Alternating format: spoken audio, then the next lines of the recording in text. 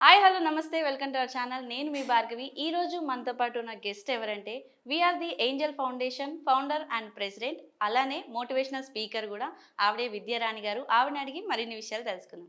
Hi ma'am, నమస్తే. Hello Bhargavi. ఎలా ఉన్నారు? వండర్ఫుల్ మా. మ్యామ్, ఈ మధ్య బాగా ట్రెండింగ్ అవుతున్న టాపిక్స్లో మాత్రం అఘోరి అనేది చాలా ఫేమస్ ట్రెండీ టాపిక్ అయిపోయింది. ఎవరి నోట్లో చూసినా, ఫోన్ తీసి ఓపెన్ చేసినా అఘోరి కనిపిస్తుంది.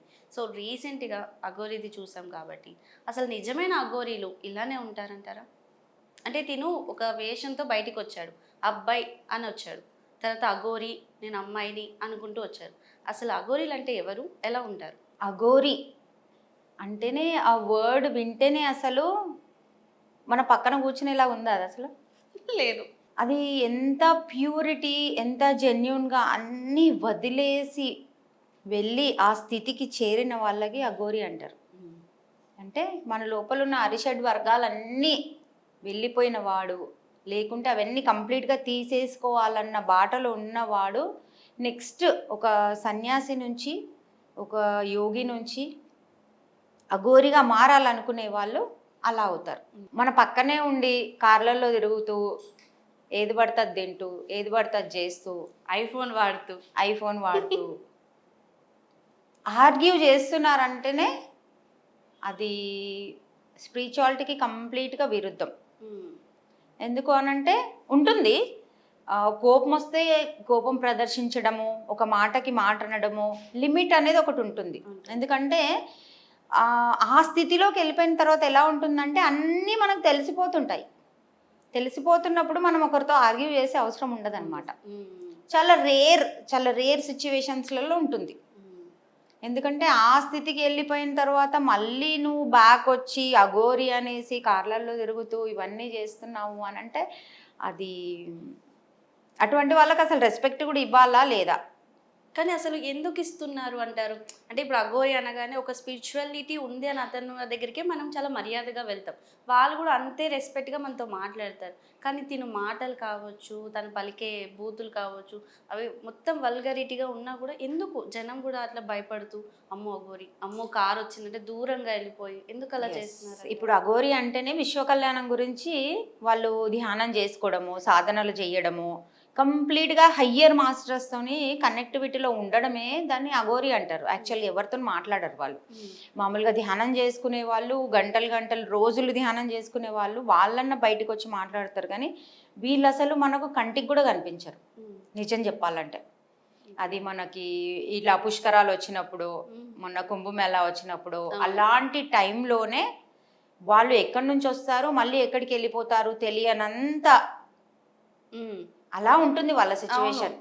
కానీ ఇప్పుడు మీరు అడిగే ప్రశ్నకైతే అది చూస్తేనే ఆ కోపం కావచ్చు, ఆ మాటలు కావచ్చు, అసలు అది చూస్తూనే అదొక ఇదైపోతుంది. అసలు ఏం చెప్పాలో అర్థం కాదు, అసలు మనకి వర్ణించడానికి రావట్లేదు అనేలాగా. నిజం చెప్పాలంటే ఇదేంటబ్బా, నిజంగా సాధన చేసే వాళ్ళకి కూడా చీ అనేలాగా ఉంది.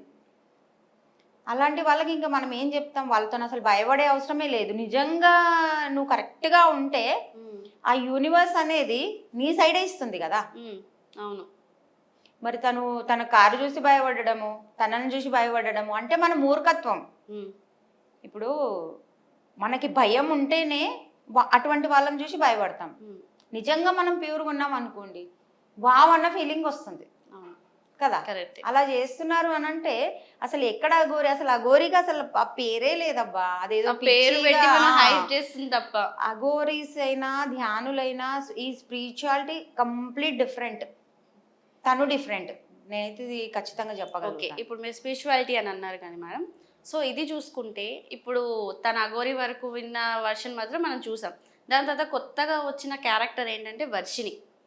అసలు నిజంగా డివోషనల్లో ఉన్న వాళ్ళు ఎవరైనా ఇలా మాయలు మంత్రాలు వశీకరణలు చేసి ఆ అమ్మాయిని పెళ్లి చేసుకొని అసలు ఇదంతా ఎందుకంటారు? అది కర్మ ద్వారా రావచ్చు, ఒక్కొక్కరికి వాళ్ళ డిజైన్ అలా ఉండొచ్చు, ఒకరికి ఇంట్లో సపోర్ట్ లేకపోవడం కావచ్చు, ఒకరికి అట్రాక్షన్ కావచ్చు.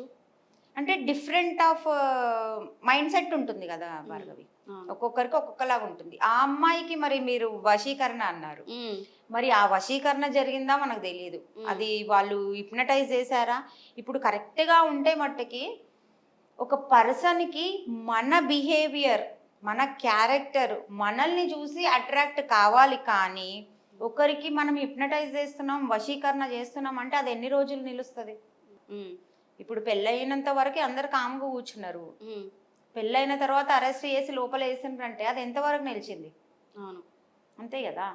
కాకపోతే ఈ అమ్మాయి పరిస్థితి, వర్షిణి పరిస్థితి అని అడిగితే మట్టుకి ఆ అమ్మాయికి ఏ టైప్ ఆఫ్ అది అయ్యింది తెలియదు, కానీ ఇంట్లో గైడెన్స్ అయితే ఫస్ట్ ఉండాలి. ఓకే. కానీ అమ్మాయికి అది ఆ సపోర్ట్ లేదేమో మేబీ. ఇప్పుడు చూసుకుంటే ప్రజెంట్ ఇప్పుడు అఘోరి అరెస్ట్ అయ్యాడు. సో వర్షిణి అనే అమ్మాయి పరిస్థితి అంటే అందరూ ఎలా ఉంటుంది, ఎలా ఉండబోతుంది, నెక్స్ట్ ఫర్దర్గా మళ్ళీ తన స్టెప్ ఏంటి? అంటే పేరెంట్స్ వైపు వెళ్ళాలా, లేదంటే బయటికి ఎటైనా వెళ్ళాలా, తను స్టాండ్ అయ్యి నిలబడాలంటే ఏం చేస్తే బెటర్ అంటారు? పొరపాటు చెయ్యని వాళ్ళు, నేను ఉండను నువ్వు ఉండవు, ఎవరు ఉండరు. పొరపాటు జరిగితేనే ఆ అనుభవంతో మనం నేర్చుకుంటాం. సొసైటీ చాలా ఇంపార్టెంట్. ఒక మాట సొసైటీ రాంగ్గా మాట్లాడినా ఆ మనిషి పైన ఇంపాక్ట్ పడుతుంది. ఒక మాట కరెక్ట్గా మాట్లాడినా చెడ్డవాడు మంచివాడు కావచ్చు, మంచివాడు చెడ్డవాడు కావచ్చు. ఒక్క మాట ఆ సొసైటీ సపోర్ట్ చేసి ఆ అమ్మాయికి వెల్కమ్ చెప్తే ఆ అమ్మాయి కరెక్ట్ కావాలి అనే ఉద్దేశం ఆ అమ్మాయికి ఇప్పుడే ఉండదు. ఆ సిచ్యువేషన్లో ఉంది ఆ అమ్మాయి. ఫస్ట్ మనం అది చూడాలి. ఆ అమ్మాయి డిప్రెషన్లో ఉందా, ఏ టెన్షన్లో ఉంది, అసలు అక్కడ ఏమి హిప్నటైజ్ చేశారు, అసలు ఏం జరిగింది అని తెలుసుకొని మనకు ఓపిక ఉండాలి నిజం చెప్పాలంటే. ఎందుకంటే ఒక అమ్మాయి లైఫ్ చాలా ఇంపార్టెంట్ కదా. ఎందుకంటే అందరు నెగిటివ్గా మాట్లాడతారు, తనకు తెలియలేదా అది ఇది ఏదో. నేనైతే అలా పిల్లల విషయంలో అయితే వాళ్ళు ఎంత తప్పు చేసినా మనం సపోర్ట్ చేయాలి అని అంటాను. మేడం ఒకవేళ తనకు ఒక అవకాశం ఇద్దాం అనుకుందాము, సొసైటీ ఇద్దామని అనుకున్నా కూడా ప్రీవియస్లో కూడా నేను మారిపోయాను, నేను అఘోరి నుంచి వచ్చేసాను, నా పేరెంట్స్ని చూసుకుంటానని చెప్పి వేరే ఛానల్ వాళ్ళు తనకి ఒక జాబ్ ఆపర్చునిటీ ఇచ్చారు, యాంకర్గా తను ప్రొసీడ్ అవ్వడానికి కూడా అంతా చేశారు. సో సెకండ్ టైం అలాంటి ఆపర్చునిటీ వస్తుంది అంటారా, అంటే అవకాశం ఉందంటారా? భార్గవి, ఫస్ట్ ఆఫ్ ఆల్ అయితే మనకి ఆపర్చునిటీ జాబ్స్ అనేది పక్కన పెడితే మన లైఫ్ ఇంపార్టెంట్ కదా, ఆ అమ్మాయి ఇంపార్టెంట్ కదా కదా, మన బాధ్యత ఉంటుంది కదా. నేనైతే ఇలానే మాట్లాడతాను, అందరిది నాకు తెలియదు. ఎందుకు అనంటే ఇప్పుడు నేను ఉంటేనే నేను ఏమైనా చేయగలుగుతాను, నేను ఉంటేనే నేను మాట్లాడగలుగుతాను. నేనే లేననుకో, నేనే ఆలోచించే శక్తి కోల్పోయాను అనుకో, ఏం చేయగలుగుతాం? Opportunities secondary. మనం బాగుంటేనే ఏదైనా చేయగలుగుతాం. మనమే బాగాలేము, మనకి అసలు విచక్షణ జ్ఞానం కోల్పోయింది, ఫుల్ డిప్రెషన్లో ఉన్నాము, ఏం చేయగలుగుతాం? ఫస్ట్ అమ్మాయి బ్రతకడం ఇంపార్టెంట్. సొసైటీ మీన్స్ వాళ్ళకు జరిగితే మనం ఏలైతే చూపిస్తున్నాం, మనకు జరిగితే వాళ్ళైతే చూపిస్తారు. అందరము కనెక్ట్ అయి ఉంటామమ్మా. సొసైటీ అంటేనే అది. ఎవరికో అయిపోయింది కదా అని ఊరుకునేది కాదు. ఈ విషయమైనా ఏ విషయమైనా, మన పక్కింట్లో జరిగినా, మన ఇంట్లో జరిగినా, ఎక్కడ జరిగినా మనకి బాధ్యత ఉంటుంది. సో ఆమెకి ఆపర్చునిటీస్ పక్కన పెడితే ఫస్ట్ తను మెంటలీగా ఎంతో చాలా డిప్రెషన్లో ఉంటుంది ఈ టైంలో. అమ్మాయి టైం పడుతుంది, అది 6 నెలల, సంవత్సరమా, 2 సంవత్సరాల, 10 సంవత్సరాల, ఐ డోంట్ నో. బట్ ఆ అమ్మాయికి సపోర్ట్ చెయ్యాలి. ఓకే. సో అమ్మాయికి నువ్వు తప్పు చేసినావు అంటే తనకి ఇంకా చిరాకు దొబ్బి ఇంకేదో చేస్తుంది తప్ప అసలు మారాలని ఆలోచిస్తుందా? మనకి అందుకే తల్లిదండ్రులకు మోస్ట్ ఇంపార్టెంట్ ఓపిక ఉండాలి. ఇప్పుడు మనం చూస్తాము, చెప్పేస్తాము, జరిగిపోతాం. కానీ ఇంట్లో ఉండే వాళ్ళు తల్లిదండ్రులు, వాళ్ళ చూపు ఎలా ఉంది, వాళ్ళ మాట ఎలా ఉంది, వాళ్ళ బిహేవియర్ ఎలా ఉంది, వాళ్ళు నడుస్తుంటే ఎలా ఉంది, ఎవ్రీథింగ్ తను గమనిస్తుంటది. గమనించినప్పుడు ఆ గిల్ట్ ఫీలింగ్ అనేది తనకు తీసుకురానివ్వద్దు.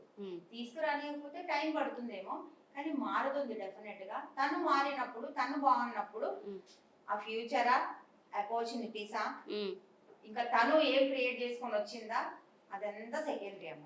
ఓకే. ఆ అమ్మాయి ముందు బాగుండాలి అనేసి మనం కోరుకుందాం. ఓకే, ఖచ్చితంగా మీరు అన్నట్టు ఆ అమ్మాయి లైఫ్ బాగుండాలి. అండ్ నెక్స్ట్ ఒకవేళ మనకి ట్రెండీ టాపిక్ అయితే వర్షిణి లాగా డిప్రెషన్ లేదు, తను బాగుంది అన్న టాపిక్తోనే మళ్ళీ మనం మాట్లాడుకుందాం ma'am. And thank you so much, చాలా డీటెయిల్గా వివరించినందుకు. Thank you ma'am. Thank you.